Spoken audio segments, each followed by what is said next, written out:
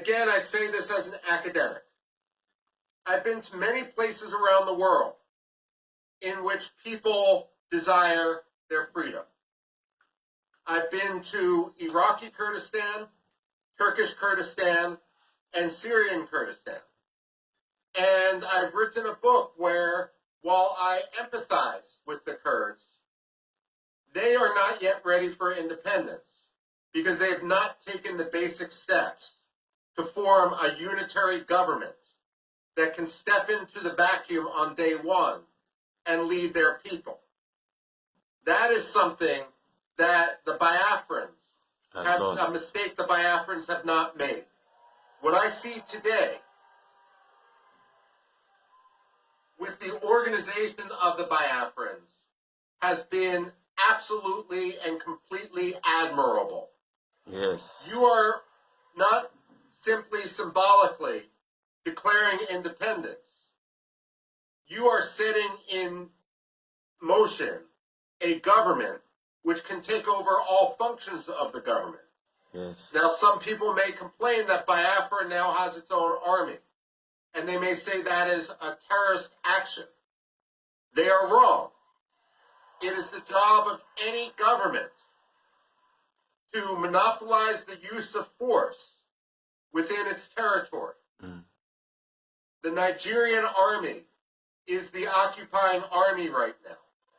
Its job is not to monopolize the use of force within Biafra, because they have shown when they use force, they use it not for security, but to perpetrate insecurity.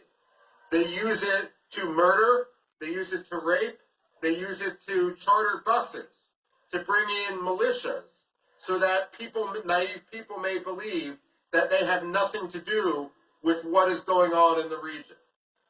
Now, I'm a historian by training, which means I get paid to predict the past. Also, speaking of pay, let me be clear. I am receiving nothing for my advocacy for Biafra. I have been offered nothing. I have demanded nothing, and I am receiving nothing. Nor would it even be legal for me to accept money from anyone. I am speaking only as an analyst and only as someone who wants to further liberty. Now, I ask as a historian, where has it worked to force the victims of genocide together with their perpetrators?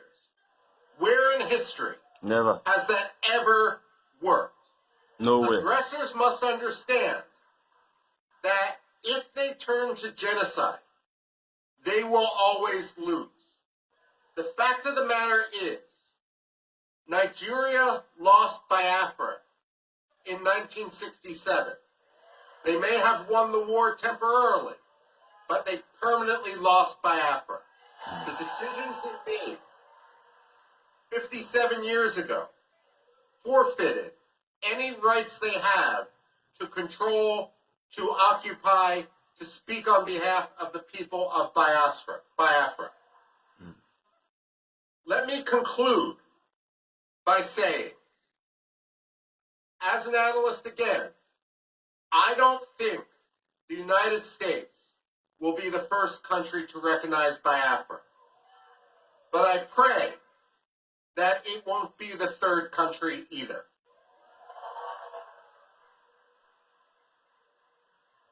Biafra to move from Finland and to lobby vociferously, night and day, in order to ensure that the African Union recognizes that Biafra is already more organized, already more capable of statehood, already will have a higher standard of living, already will be at peace with itself and its neighbors more than many other African countries.